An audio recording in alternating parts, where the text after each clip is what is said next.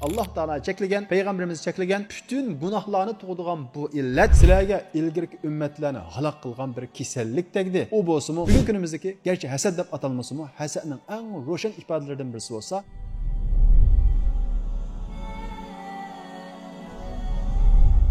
Günahlar içinde en xatarlik olsa günah doğduğan günahlarının menbesi ve günahlarının cevheri boğan günah. Bu günah en xatarlik günah boğanlık için şeytan bizge bunu vesvese kıldı. Çünkü biz bu günahlarının anısını kılsak nurgulgan günahlarını özümüz halap kılımız. Bu sebepten şeytan Adem Aleyhisselam'ın oğullarını mana şu günahka destitiş arkalık ziminde tuncu cinayetini işletküzgen. Bu günah bolsa haset kılıştır. Hasetni biz qaramakka şahsi illettek görümüz. Emniyette haset şahsi illet bolsumu onun tesiri ailege, cemiyetge, hatta bir teşkilat jamoatchilikning vayron bo'lishiga, hatto bir davlatning vayron bo'lishiga sabab bo'ladi. Shuning uchun bu qaramoq oddiy bo'lsa-mu, lekin uning ta'siri intayin cho'nqur, xatarlik bir illat va xatarlik bir gunoh. Shuning uchun payg'ambarimiz Muhammad alayhissalom dabba ilaykum da'al umami qablikum al-hasad wal-baghdha. Sizlarga ilgirki ummatlarni halok qilgan bir kasallik tegdi. U bo'lsa-mu hasad deydi. Ve şundakla vahiye halika o 40 kuchiye deydi. Yani Peygamberimiz Muhammed aleyhisselam 40 kuchiye dep bo'lgandan keyin bu hasadning nimani qirqidiganligini xabar berib, la aqulu tahliqu sha'ra walakin tahliqu din. Bu hasad degan, uch adovat degan, chashni qirqmaydi, saqalni qirqmaydi, u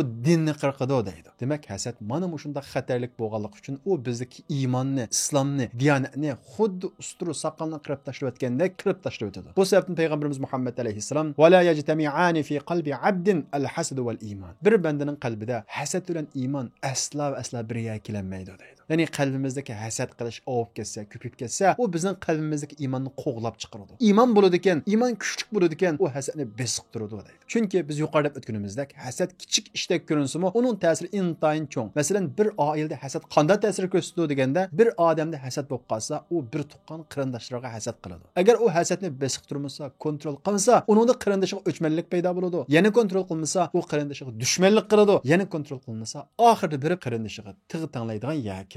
Qarab qolgan bo'lsa, Qobilning Hobilni o'ldirishga sabab bo'lgan nima? Uningdagi hasad. Hasad mana shunda xatarlik bo'lg'achqa Alloh taolo payg'ambarimiz Muhammad alayhisolamga panoh tilaydigan ishlarning qatoridan "Va min sharri hasidin ida hasad." Hasad qilguvchining yomonligidan panohlik tilayman degan deb bu duoni o'rgatgan. Chunki hasad kontrol qilinmasa, besiq turilmasa, tarbiyalanmasa, u gap so'zga o'zgaradi, ish harakatga o'zgaradi. Masalan, bizning tariximizdagi ba'zi davlatlarimizning yiqilishiga mana shu hasad sabab bo'lgan. Chunki bir odamdagi hasad qarshi tarafga bo'lgan o'chmanlikni paydo qiladi. Shu o'chmanlik sababli bir odam o'zining qarindoshidan emas, dushman tarafidan o'rin oladi. Shundaqla o'zining qarindoshiga dushman bilan birlashib hujum qiladigan yer keladi. Shunga bugun kunimizdagi ziddiyat va ixtiloflarning tegiga hasad yushiringan bo'ladi. Garchi uning sirtiga boshqa gaplar chiqqan bo'lsa-mu, lekin tag manbasida hasad yotgan bo'ladi. Chunki biz qalbimizdagi hasadni kontrol qilmay qo'yversak, ko'z ko'ringan birisi ko'zimizga tuyuqsiz sad ko'rinib qoladi. Bizga hech qanday yomonlik qilmadi, lekin ko'zimizga sad ko'rinib qoladi. Qilgan ishlari yoqmaydi. Uni e'tiborsizlashtirishga, yo'q qilishga tirishamiz. Ya'ni gap so'zimiz orqali uning qilgan ishlarini yo'q qilish orqali hasadimizni ifodalaymiz. Shunga Alloh taolo Qur'on Karimda bizni ogohlantirgandek, Peygamberimiz Muhammed aleyhisselam hadislarida bizni ogohlantirgandek, bu hasadning qalbimizda o'rnab qolishidan va yoki tarqiy qilib qolishidan qattiq saqlanishimiz kerak. Chunki hasad bizni mana shunday xatarlik ishlarga undabla qolmay, hasad bizni nurg'ulg'an gunohlarga boshlaydi. Ya'ni hasad nurg'ulg'an gunoh tug'adi. Masalan, bir odamda hasad bo'ladi ekan, bu hasad kontrol qilinmasa, u o'chmanlikka aylanadi. Masalan, men bir odamga hasad qilib qolsam, astagfirullohil azim deb bu hasadni basmagan vaqtimda, u odamga o'ch bo'lib qolaman, u odam qarta nafrat tuyg'usida bo'lib qolaman. Vaholanki bu o'chmanlikning o'zimi yetarli gunoh edi. Chunki Alloh taolo ana shunda ulug' kunlarda bütün gunohlarni kechiradigan kunlardami faqat birsiga o'chmanlik qilgan kishilarning gunohini afu qilmaydiganligini Peygamberimiz Muhammad alayhissalom hadislarda xabar bergan. Peygamberimiz Muhammad alayhissalom yattali'ullohu ila xalqihi fi laylatin nisf min sha'ban fayaghfirullohu li jami'i xalqihi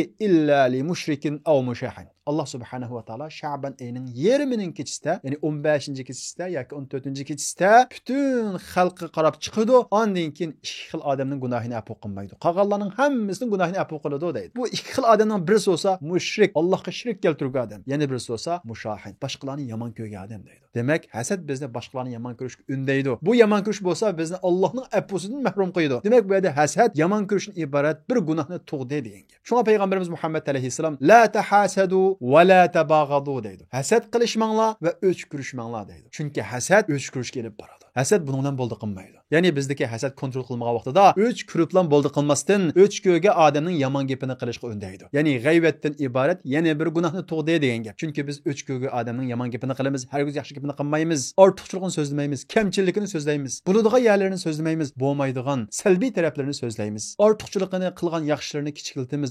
e'tiborsizlashtiramiz. Shundoq qilib hasad bizni mana shundoq g'ayvatdan iborat qarindishimizning go'shini yeyishga o'xshash eng qabih gunohga undaydi. G'ayvat bo'lsa intayin xatarlik bir illatki bizni qiyomat kunisi nihoyat qabih ahvolga qo'yadi. Alloh subhanahu va taolo payg'ambarimiz Muhammad alayhisalomga g'ayvat qiluvchilarning ahvolini ko'rsatgan bo'lib, payg'ambarimiz Muhammad alayhisalom mis tirnoqlari bilan o'zini tatlab mana shundoq azoblayotgan bir odamlarni ko'rdi. Payg'ambarimiz Muhammad alayhisalom Jibril alayhisalomdan: "Ey Jibril, bular kim?" deb so'radi. Jibril alayhisalom bo'lsa: "Haula illazina yagtabuna nas va yaqauna fi a'radihim." Bular bo'lsa kishilarning g'ayvatini qildigan kishilar va ularning yuz obro'yiga tegadigan kishilar degan gap. Demak, hasad bizni mana shundoq yomon oqibatga qo'yadigan kishilarning g'ayvatini qilishga, kishilarning yuz obro'yiga tegishga boshlaydi. Alloh taolo Qur'on Karimda: "Va la yaghtab ba'dukum ba'da ayuhibbu ahadukum ay yakula lahma akhihi maytan fakarihtumu." Sizlar bir-biringlarning g'ayvatini qilmanglar. Sizlar o'zinglarning qarindishining go'shtini o'lik holatda yeyishni yoqtiramsizlar? Albatta yoqtirmaysizlar deydi. Shundaqla bu oyatning tafsirida olimlar qiyomat kuni bir odam g'ayvat qilgan bo'lsa, ana shu g'ayvat qilgan qarindishining go'shti keltiriladi. Ondan keyin uning go'shtini ye deb majbur qilinadi. Shundaqla g'ayvatxo'rning qalbpuklari ishib ketgan holatda azoblanadi. Ya'ni u ish qalbpuklari sanglab uni qiynaydi deydi.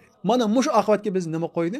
Hasad qo'ydi. Biz hasad qildik. Ondan keyin uning g'ayvatini qildik. Ondan keyin uning yuz obro'yiga tegdik. Hatto uni kuchimiz yetsa boshqalarga chaqdik. Chiqimchilikdan iborat yana bir gunohga tushdik. Va ananki payg'ambarimiz Muhammad alayhisalom: "Va la yadkhulul jannata nammamun." Chiqimchi odam jannatga kirmaydi degaydi.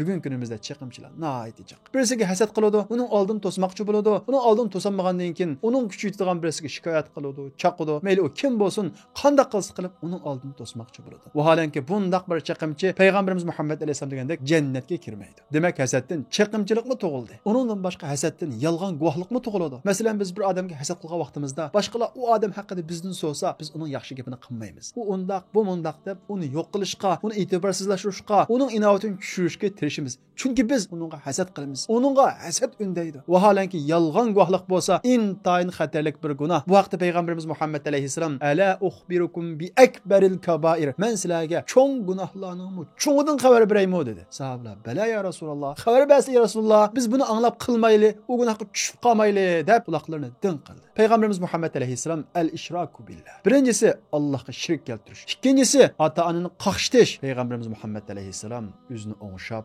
rus o'ltirib, "Ala diqqat, shahadatu zur, shahadatu zur, shahadatu zur" deb 3 qatim takrar etdi. Ya'ni yolg'on guvohlik berish, yolg'on guvohlik berish, yolg'on guvohlik berish deb 3 qatim takrar etdi. O'ylab baqala payg'ambarimiz Muhammad alayhisalom buyuk gunohlarning buyuki deb shirkni sanadi, ota-onani qaqshitishni sanadi. Ondan keyin o'zini tuzashtirib o'ltirib, "Texma diqqat qilinglar, eng buyuk gunohlarning buyuki bo'lsa, yolg'on guvohlik berish" dedi. Shundaqla bu so'zni shundoq bir takrorladiki, sahobalar endi bo'ldi qilgan bo'lsa deyishib ketdik deydi. Demak, bu ishning ig'irligidan payg'ambarimiz Muhammad alayhisalom yolg'on guvohlik berishni mana shundoq ta'kidladi. Demak, payg'ambarimiz Muhammad alayhisalom mana shundoq ta'kidlagan, bizni ogohlantirgan bu cho'ng gunohga bizni nima tushiradi? Hasad tushiradi. Demak, hasad mana shundoq gunoh tug'idi. Bu sababdan shayton bizga eng qattiq vasvasa qildigani, shundaqla bizni tushirishga eng qattiq tirishidigani hasad. Chunki hasadga tushirib olsa, qolgan gunohlarga o'zimiz xolab, keyin tushimiz. Bu hasad gunohi nurg'ulgan gunohlarga bizni so'raydi. Bu sababdan shayton tunji qatim Odam alayhisalomning o'g'illarida mana shu hasadni selib qo'yish orqali birisini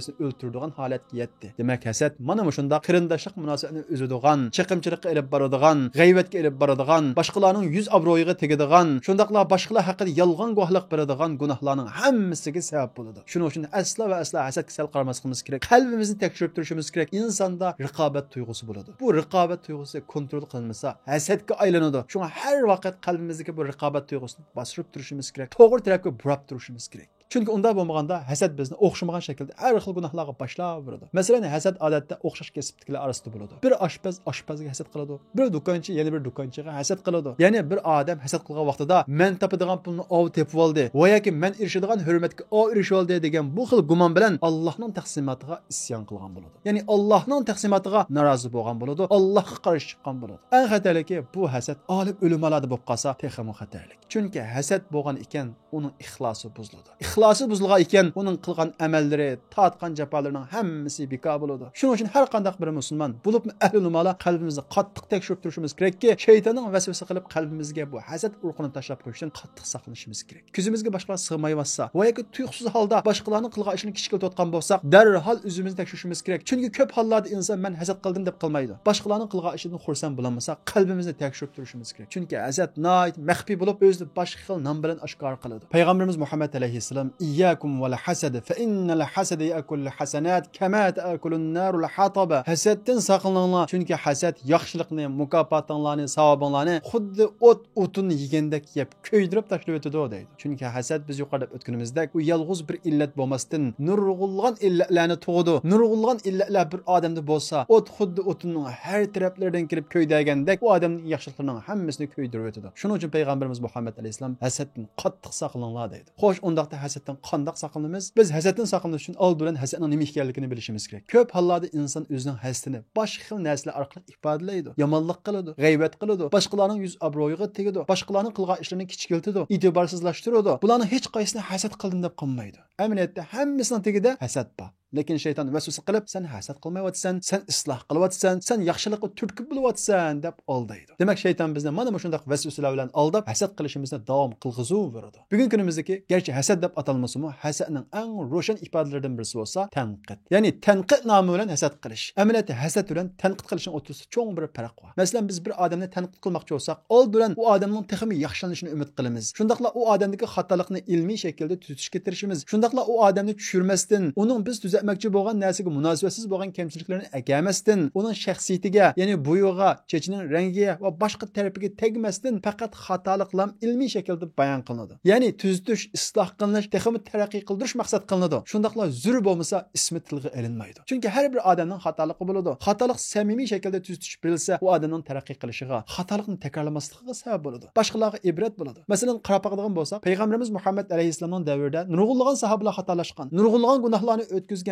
Ammo shu xatolashgan sahobalarning qaysi birining ismini bilamiz, hech qaysinikini bilmaymiz. Nima uchun? Chunki u xatolik yuz bergan voqeani bayon qilgan sahobalarmi u xatolik o'tkazuvchining ismini bizga deb bermagan. Ismini tilga olmasdan bayon qilgan. Masalan, Uhud urushini ko'pinchimiz bilamiz. Payg'ambarimiz Muhammad alayhisalom bu urushda bir bo'lak o'qiyotchi sahobalarni tog'ning tepasiga elib chiqib, "Sizlar mushiyat turinglar. Dushmanning keynimizni hujum qilishidan to'singlar" degan. Shundaqla qat'iy tushmaslikni topilgan. Urushning dastlabida g'alba musulmonlar tarafga yuzlangan. Sahobalar o'lja yig'ishga tushgan vaqtida, "Urushda g'alba qilgan o'xshaymiz. Bizmi o'lja g'ayli" deb tog'ning tepasidan tushib ketgan. Vaholanki payg'ambarimiz Muhammad alayhisalom bizni qandoq holatda ko'rsang u yerdan tushmanglar degan. Lekin bu yerda sahobalar xatolashib tog'ning tepasidan tushgan. Hamda bu tog'ning tepasidan tushgan sahobalar kim? Beshi kimdi? Ismi nima? Qaysimiz bilamiz? Hech qaysimiz bilmaymiz. Bu voqelikni hammamiz bilamiz, lekin bu xatolikni o'tkazgan sahobalarning ismini bilmaymiz. Nima uchun? Masala u yerdagi xatolikni ibrat elish, dars elish. U xatolik o'tkazgan odamni tushirish emas, yo'q qilish emas, inovatini yaga urish emas. Demak, tanqid xatolikni tuzatish mana shundoq bo'ladi. Ammo bir hasad tanqid qilib urangan vaqtida u odamning ismini tilga oladi, shundoqla tushiradi, shundoqla xatolikqa munosabati bo'lmasa, uning butun kamchilik va nuqsonlarning hammani yig'ib yo'q qilishga tirishadi. Amaliyotda bu tanqid deb atalgan bo'lsa-mu, aslo tanqid emas, u faqat tanqid qapidagi hasadning ifodalanish shakli. Shunga shaytonning bizni aldab, tanqid nomi bilan hasaddan iborat bu ig'ir gunohga dastishidan qattiq ehtiyot qilishimiz lozim. Chunki bundaq shaklda tanqid qilgan vaqtimizda keynimizga yonmaymiz. O'zimizni islohotchi deb qaraymiz. Boshqalarning yuz obro'yini to'kishni, ayiblarini tatib chiqishni, uni sazoyi qilishni hammasini bir ibodat deb qaraymiz. Demak, shayton mana shunday xatarlik tuzoqlar bilan bizni ig'ir gunohlarga dastidi. Shuning uchun biz hasaddan qutulish uchun oldin hasadning nima ekanligini bilishimiz kerak. Undaq hasad degan nima? Hasad deganimiz, ya'ni Alloh taolo cheklagan, payg'ambarimiz cheklagan bütün gunohlarni tug'dirgan bu illat boshqalarning erishgan muvaffaqiyatlaridan, topgan pullaridan va har qanday bir ortiqchiligidan bearam bo'lish va shundaqla boshqalarning ne'matining yo'q bo'lishini orzu qilish va shundaqla boshqalarga berilgan ne'matni ular ortiq berilib qoldi deb qarash mana bu hasad. Ya'ni atrofimizdagi qanday bir odam bir muvaffaqiyatga erishgan bo'lsa, uning qarta xushal bo'lmagan bo'lsa, bearam bo'lgan bo'lsa, yuragimiz siqilgan bo'lsa va yoki boshqalarning bolasi yaxshi bo'lgan bo'lsa, uning qarta bir millatning bolasi yaxshi bo'libdi deb qalbimizda bir xushallik bo'lmagan bo'lsa, bizning qalbimizga hasad kirib olgan bo'ladi. Chunki payg'ambarimiz Muhammad alayhissalom la yu'minu ahadukum hatta yuhibbu li akhihi ma yuhibbu li nafsihi. Sizlarning biringlar o'ziga yaxshi ko'rganni qarindishiga yaxshi ko'rmaguncha mu'min bo'lolmaydi dedi. Demak, u yerda bir hasad bo'lganligi uchun uning qalbiga iymon kirmaydi. Shuning uchun mayli boshqalarning bolasi yaxshi o'qisin, mayli boshqalar pul topsin, mayli boshqalar ko'z ko'ransin, mayli qandoq bir odam millat uchun, xalq uchun, oxirat uchun bir xizmat qilgan bo'lsa, uning qarta alhamdulillah, men qilmagan bo'lsimi, mening atrofimdagilar qilmagan bo'lsimi, menga tava insonlar qilmagan bo'lsimi, millat uchun bir xizmat bo'libdi deb uning qarta xursand bo'lolmasak, darhol menda hasad bor ekan deb astag'firullohul azim deyishimiz kerak. Ya'ni Allohdan hasaddan qutulishni so'rashimiz kerak. Ya'ni hasaddan qutulishining birinchi yo'li Allohdan so'rash. Ey Alloh, menda mushundaq bir illat bor ekan. Boshqalar bir muvaffaqiyatga erishsa, ichim bir aram bo'ladi ekan. Mendan bu illatni qutuldirib qo'ygan, buni tozalab qo'ygan deb Allohdan so'rashimiz kerak. O'zimizga samimiy bo'lib. Chunki hasad biz yuqorida o'tganimizdek u bizning dinimizni qirqib tashlaydi. Xuddi ustura chechimizni churtganga o'xshash iymonimizni tushirib o'tadi. Shundaqla hasad biz yuqorida o'tganimizdek nurg'ulg'an gunohlarni tug'idi. U butun yomonlikning manbasi. Shuning uchun hasaddan qutulish bir musulmon uchun intayin muhim. Ikkinchisi, hayotdagi qanday bir ne'mat bo'lsin, qanday bir ortiqchilik bo'lsin, qanday bir muvaffaqiyat bo'lsin, buningga insonlar tirishadiganligi, lekin uni Allohning taqsimlaydiganligini esimizga elib, Allohning taqsimotiga rozi bo'lish. Chunki hasad qilish degan gap, ey Alloh, sen mal dunyoni, muvaffaqiyatni, ishlarni yaxshi taqsimlayapmiding? U odam uningga loyiq emasdi deganlik bo'ladi. Na'udhu billah. Shuning uchun har vaqt Allohning taqsimotiga rozi bo'lib, ey Alloh, menga nisbatan yaxshisi mushkan. Agar menga aniq bilgan narsa bilgan bo'lsa, to'g'ri yo'lda bulanmaydigan o'xshayman. Sen ahvolimni eng yaxshi bilguchi ey Alloh deb Allohga o'zimizni topshirib, Allohning taqsimotiga rozi bo'lishimiz kerak. Shundaqla buning uchun boshqalar bilan raqobatlashish tuyg'usidan qutulishimiz kerak. Ba'zi odamlarda, bu shu hasadxo'r odamlarda boshqalar bilan raqobatlashish tuyg'usi nihoyat kuchli keladi. Bu boshqalar bilan raqobatlashish tuyg'usi bizni tirishchilik o'ynasa nihoyat yaxshi. Ammo bu taraqqiy qilib ketsa, bizni hasadga undaydi. Shuning uchun o'zimizni tekshirib, menda boshqalar bilan raqobatlashib yashaydigan tuyg'u bormi, yo'qmi deb agar bulab qolsa, darhol uni kontrol qilishimiz kerak. Masalan, boshqalar bir ishni ilgilab ketsa, o'zini keyinda qolgandek, o'zini yo'qolib ketgandek his qilib qoladigan bu tuyg'u dal raqobat tuyg'usining bir alomati. Shuning uchun o'zimizni raqobat tuyg'usini saqlab, Allohning taqsimotiga rozi bo'lishimiz kerak. Chunki bu hayot baslashadigan maydon emas. Boshqalar pul topgan bo'lsa, sizmi tirsangiz bo'ladi. Boshqalar muvaffaqiyatga erishgan bo'lsa, sizmi tirsangiz bo'ladi. U odam sizning topadigan pulingizni tepib olmaydi. U odam siz erishadigan hurmatga erishib olmaydi. Rizq tugab qolmaydi. Boshqalarning hurmati tugab qolmaydi. Shuning uchun boshqalar pul topsa yoki hurmatga erishsa va yoki bolalar yaxshi o'qib ketsa, uningdan qat'iy bir aram bo'lmang. Boshqalar yaxshi o'qigan bo'lsa, sizmi yaxshi o'qisangiz bo'laveradi. Ikkisi zidlashmaydi. Hargizmi boshqalarning muvaffaqiyatini o'zingizga bir to'saq ko'rib olmang. Boshqalar muvaffaqiyat qozonsa, sizmi qozonsangiz bo'laveradi. Sizga hech bir odam ziyon yetkazolmaydi. Alloh yozgandan boshqa. Payg'ambarimiz Muhammad alayhissalom va in jitama'u ala an yadurruka bi shay'in lam yadurruka illa bi shay'in qad kataballohu alayk. Agar sizga ziyon yetkazish uchun bir odam muvaffaqiyat qozonsa emas, nurg'un odam bir yerga kelib birlashgan taqdirdami, faqat Allohning yozganini yetkazalaydi. Boshqalarning muvaffaqiyati asla va asla sizga ziyon solmaydi. Shuning uchun o'zingizni rahat, xushal tuting. Boshqalar siz haydaydigan mashinani hayday olmaydi, siz topadigan pulni tepib olmaydi, siz erishadigan hurmatga erishib olmaydi. Uchinchisi, hasaddan saqlanish uchun qalbimizni tekshirib, ixlosimizni yanglishimiz kerak. Ixlos bayada hasad bo'lmaydi. Hasad kirdimi, ixlosni buzadi. Ixlos deganlik butun ishni Alloh uchun qilish deganlik. Mayli o'qing, mayli pul toping, har qanday bir ishni men Allohning roziligini ko'zlab qilaman. Ya'ni oxirgi nishonim Allohni rozi qilish deydigan bir niyatda bo'ldi ekan, Allohning taqsimotiga norozi bo'lmaydi. Agar yana bir odam Alloh yo'lida bir ish qilsa, uningdan bir aram bo'lmaydi, xushal bo'ladi. Uni bir a'zosi deb qaraydi. Masalan, bir ahli ilmida ixlos bo'ladi ekan, hasad bo'lmaydi ekan, u o'z sohasidagi ulamalarning hammasini yaxshi ko'radi, uni yomon ko'rmaydi, uning qilgan ishlarini muayyanlashtiradi. Aksicha hasad kirib qoladi ekan, faqat o'zining qilgan ishni birdan bir cho'ng ish, boshqalarning hammasini nolga tan qiladi.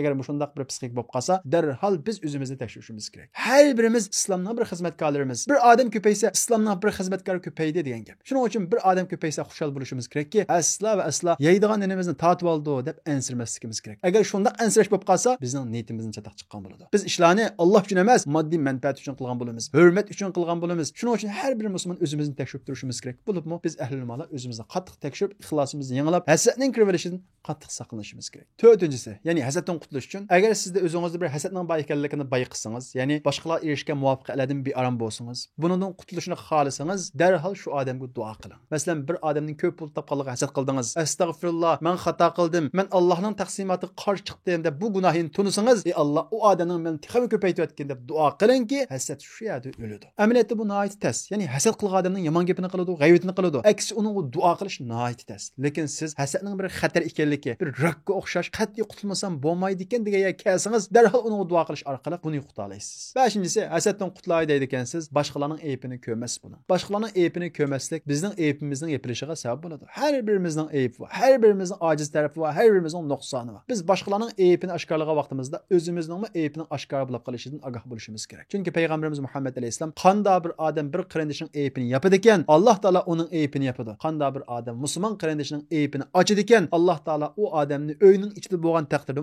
rasvo qiladi deydi. Shundaqla payg'ambarimiz Muhammad alayhisalom la taqtabul muslimin va la tattabi'u awratahum. Musulmonlarning g'aybatini qilmanglar, ularning ayblarini izlamanglar, keyindan mangmanglar deydi. Bu illatni yo'qotishmi bizning hasadni besiqtirishimizga nihoyat muhim ta'sir ko'rsatadi. 6-si, hasadning ma dunyodagi zini isimizga kirish orqali bundan saqlanish. Bilganimizdek, hasadning oxiratda ana shundaq zini bo'lish bilan birga ma dunyoda ajoyib ziyonlari bor. Bu ziyonlarning birinchisi bo'lsa bizning jismimizga. Hasadxo'r odamning nihoyat ochiq yomon keladi. Chunki hasadxo'r odam bir odam qarasa pul tep ketgan, bir odam qarasa ishi yurishib ketgan, har birisi uni bir aram qiladi-da, bu bir aramchilik uning ichiga yig'ilib ochiq orqali ifodalanadi. Ya'ni g'azab orqali ifodalanadi. Bu g'azab u odamning tan salomatligiga ziyon yetkazadi. Demak, hasadning jismoniyatimizga mana shunday ziyoni bor. Undan boshqa hasadning bizning ruhiyatimizga ziyoni intayin ig'ir. Hasadxo'r odamning kayfiyati nihoyat tushkun keladi. Hech narsani xushallik ololmaydi. Chunki hasadxo'r odam nega qarasa bir ortiqlikni ko'rsa, u yerdan bir aram bo'ladi. Uning kayfiyati buziladi, doim tushkun holatda bo'ladi. Uning xushallik bo'lmaydi. Shundaqla hasad muvaffaqiyatdan mahrum qo'yadi. Chunki hasadxo'r odamdan hamma odam qochadi. Hasadxo'r odam boshqalarning g'aybatini qilib qo'ydi, yomon gapini qilib qo'ydi. U boshqalarning yomon gapini qilgan, g'aybatini qilgan odam bilan kishilar ijtimoiy munosabat qurmaydi. Ijtimoiy munosabat qurmagandan keyin u odam keyingi ishlarda, tijorat olsun, har qanday bir ishlarda qiyinchilik tortadi. Kishilar unga ishonmaydi. Chunki hasadxo'r odam bilan odam xotirjam aralashqili bo'lmaydi. Odamning yeganlariga, ichganlariga, manganlariga har bir narsaga diqqat qiladi. Qishida odam rahat turg'ili bo'lmaydi. Unda bo'lgan ekan kishilar undan qochadi, yolg'iz qoladi. Yolg'iz odam muvaffaqiyat qozonolmaydi. Hasad qilmang, ko'nglingizni ozod tuting. Har bir odamga rizqni Alloh beradi. Har bir odamni yaxshi o'ylang, har bir odam bilan chiqishib o'ting. Bundaq o'tsangiz kishilar sizni yaxshi ko'radi. Bir ish qilmoqchi bo'lsa birga qiladi, yaxshilik qilmoqchi bo'lsa yaxshilik qiladi. Hasad qilmaslik bilan dunyo va oxiratlik foydalisiz. Aksicha hasad qilish bilan dunyoda kishilarning muhabbatidan mahrum qolasiz, ijtimoiy munosabatdan mahrum qolasiz, muvaffaqiyatdan bir ish qilishdan mahrum qolasiz. Shundaqla oxiratda ana shundaq savoblaringizning hammani ko'ydirib, kul qilgan holatda borasiz. Shuning uchun har birimiz hasaddan xuddi vabodan qochganda qochaylik. Qalbimizni har vaqt tekshirib turaylikki, oramizni buzadigan, inoqligimizni buzadigan, kishilik munosabatlarimizni buzadigan, ijtimoiy munosabatlarimizni buzadigan bu illatdan hammamizni Alloh taolo saqlanganini nasib qilsin.